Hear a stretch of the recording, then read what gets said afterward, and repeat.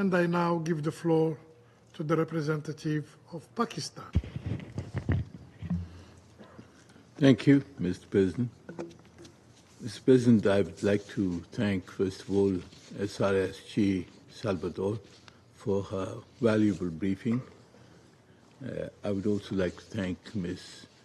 Wali for the Executive Director of UNODC for her briefing.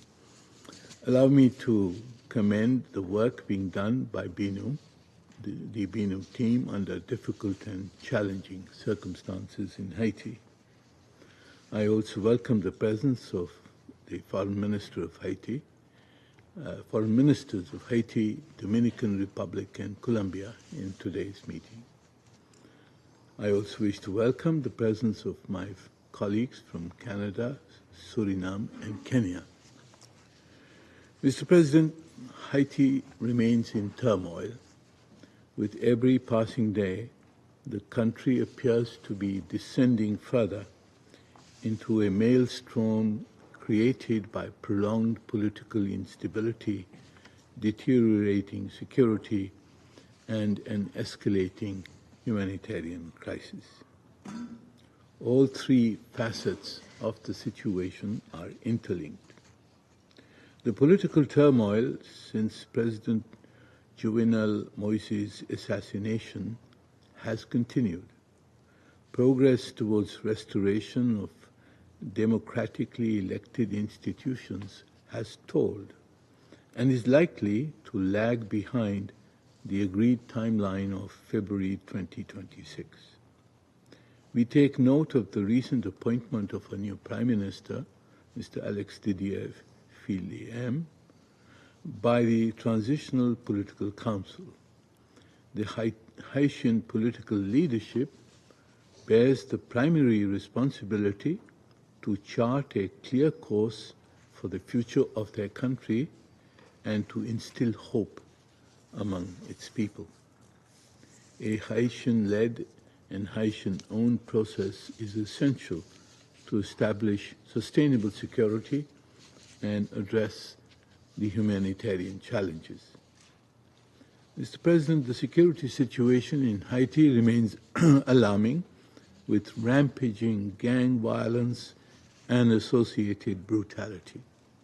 These gangs seem to have the capacity to sustain prolonged attacks, targeting the civilian, police, and other law enforcement and judicial authorities.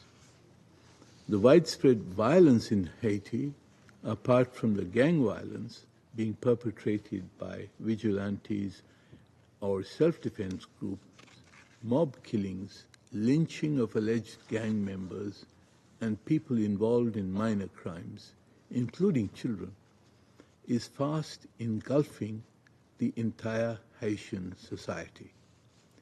This is a most worrisome situation. It is essential to prevent, in this context, the flow of arms to the gangs and to other violent groups by the strict implementation of the arms embargo. Mr. President, the intricate mix of political and security challenges in Haiti have exacerbated the humanitarian situation, marked by growing food insecurity, lack of health and education facilities for children, and the rising numbers of internally displaced people, as well as the deportation of Haitians from the regional countries, which is also exacerbating the humanitarian challenge. We remain particularly concerned by the disproportionate impact of the current situation on women and children. Mr. President, we commend Kenya, Jamaica, Bahamas, and Belize, and more recently Guatemala, for contributing their personnel to the MSS. We welcome the recent deployment of 150 security personnel from Guatemala and 200 additional troops from Kenya.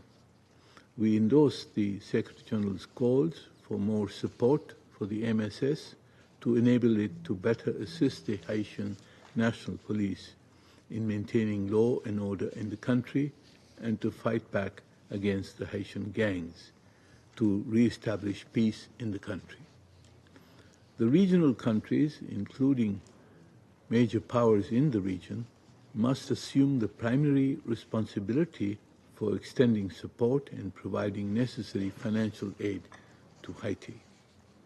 Mr. President, we must also analyze the structural and other shortcomings of the MSS in order to determine how best to support and strengthen the mission or develop additional or alternate mechanisms to build and restore security in Haiti. For nearly 3 decades now, Mr. President, the Security Council has been seized of the situation in Haiti. The UN's role was prominent in the form of earlier peacekeeping operations, BINU, targeted sanctions, and now the MSS. Yet, durable peace and stability has remained elusive. Clearly, what is required is a deep analysis and the development of a robust, comprehensive, and well-considered plan of action, together with the Haitian leaders, a plan that can respond to the complex challenges facing Haiti.